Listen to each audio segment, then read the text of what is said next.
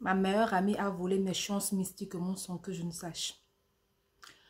Il y a de cela quelques années, ma copine et moi, on s'est retrouvés. Déjà après mon mariage, je suis sortie du pays. Et quand je reviens, ma copine, elle a une très belle vie, elle est établie. Et puis on reprend contact, on devient encore de meilleures amies. Et tout allait bien pour nous. Quelque temps après, sa vie a commencé à... Vraiment, les choses ont commencé à aller très mal pour elle.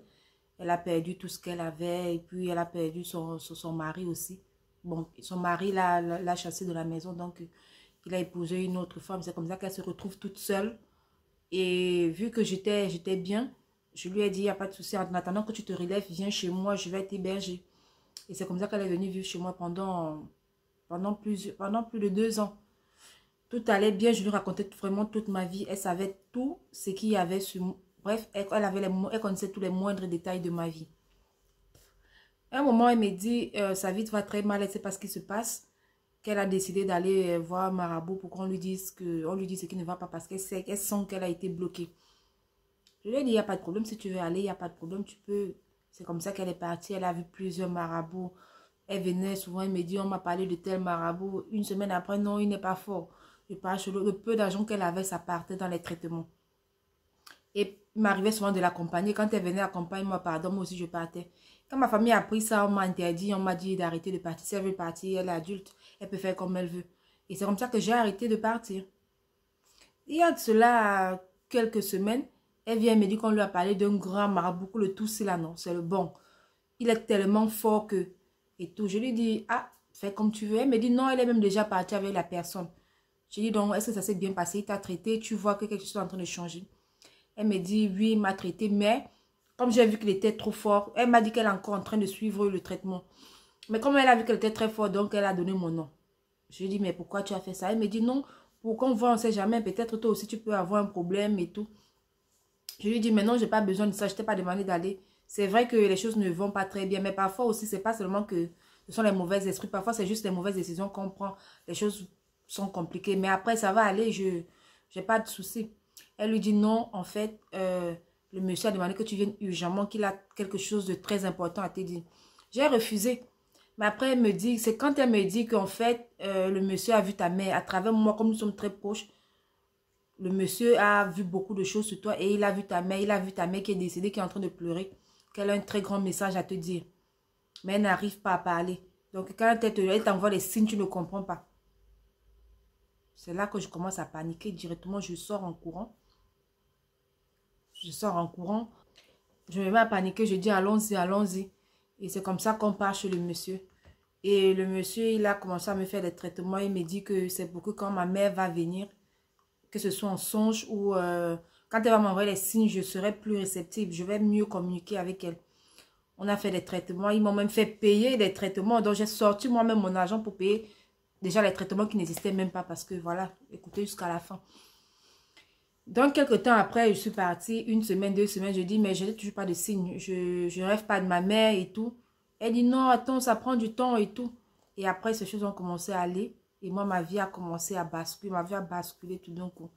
Tout allait mal. La personne, mon mari lui-même, il n'avait plus rien. Après, il a voyagé, il a coupé le contact. Bref, les choses sont devenues tellement compliquées pour moi. Je n'avais même plus d'argent. J'avais même du mal à payer mon appartement.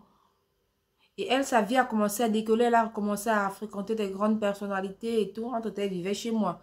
Déjà qu'elle ne me soutenait pas trop au niveau des charges. Mais quand même, elle venait me raconter, oui, j'ai rencontré telle personne. Il m'a donné ça, les grandes sommes d'argent et tout et tout. Quand ma famille a vu que les choses se passaient très mal pour moi, ils m'ont appelé, ils m'ont dit de recommencer à venir à l'église parce que j'étais un peu loin d'eux. Et donc, c'est comme ça que j'ai commencé à aller à l'église, à aller à faire les séances de prière et tout. Un jour, dans pleine prière, le pasteur a commencé à prier et puis il a eu une vision. C'est comme ça qu'il me dit en fait ce qui s'est passé. Il me dit qu'il me voit quelque part avec une fille. J'ai dit oui, c'est vrai, il y a quelques mois, il y a quelques temps, je suis allée chez un marabout avec ma copine. Il me demande ce que je suis allée faire. Je lui ai expliqué que non, en fait, le marabout a vu ma mère, comme ma mère est décédée et tout. Le marabout a vu ma mère et il a dit que ma mère essayait de parler avec moi, mais qu'elle n'arrivait pas.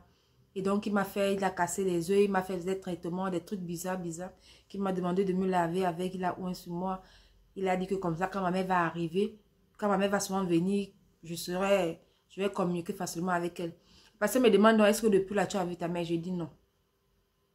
Là, il me dit, les morts sont morts, machin truc. Il a commencé à prêcher. Et puis, il me dit qu'en tout cas, lui, ce que le Saint-Esprit lui montre, c'est que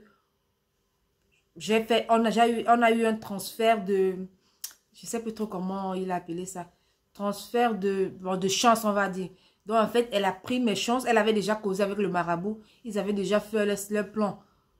Et donc, elle m'a juste, le problème, c'était juste qu'il fallait qu'elle m'attire chez le marabout. C'est pourquoi elle a inventé une histoire comme ça. Parce qu'elle savait que non, la mort de ma mère me blesse encore tellement et que, à travers ça, en disant ça, je n'allais pas hésiter. Et donc, tout ce qu'elle me faisait là, c'était des trucs qu'il avait déjà préparés et tout. Donc, elle a pris ma chance. Elle a commencé à avoir tellement de trucs et moi, ma vie a commencé à basculer. Et donc, grâce à Dieu, avec des prières, quand même, les choses ont commencé à aller. Et puis, voilà. Avec ma copine, on s'est séparés. Je lui ai dit que je ne voulais plus. Bref, je n'ai pas fait de problème. Parce que dès le début, même d'abord, je ne croyais pas trop ça. Après que j'ai vu d'autres signes. Et c'est un truc que le pasteur a dit aussi, qui ont commencé, que j'ai vraiment commencé à ouvrir les yeux. Je ne l'ai pas chassé tout d'un coup. J'ai essayé d'abord d'analyser pour voir si c'est vraiment ça. Et quand j'ai eu la confirmation, je lui ai juste dit, écoute, je n'arrive pas à payer le loyer. Franchement, il faut que tu partes parce que ma petite soeur va venir vivre avec moi et puis on va payer le loyer ensemble. Donc, voilà, c'est comme ça qu'elle est partie. J'ai plus de ces nouvelles. La moralité dans cette histoire, c'est qu'il faut faire attention avec des gens avec qui vous vivez. C'est bien d'avoir des amis, c'est bien d'avoir des jujus, comme on dit, des besties, mais faites attention. Certaines vous envient. Certaines sont avec vous peut-être parce que vous avez à un moment, quand elles, ou parce qu'elles ont aussi, vous avez le même train de vie, mais quand ça pour elles commence à diminuer, quand elles perdent tous leurs revenus ou leurs chances, elles commencent à vous envier. Pourquoi toi, pourquoi pas moi? Et elles commencent à faire n'importe quoi pour, je sais pas, pour vous éteindre. Donc, faites attention aux gens que vous recevez chez vous, à vos meilleurs amis.